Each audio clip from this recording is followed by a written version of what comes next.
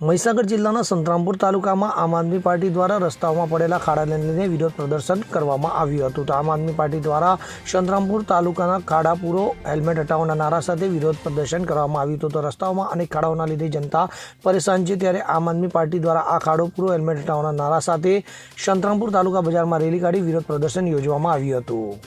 સંદીપ દેવાસરી સાથે CN24 news, Mahisagar.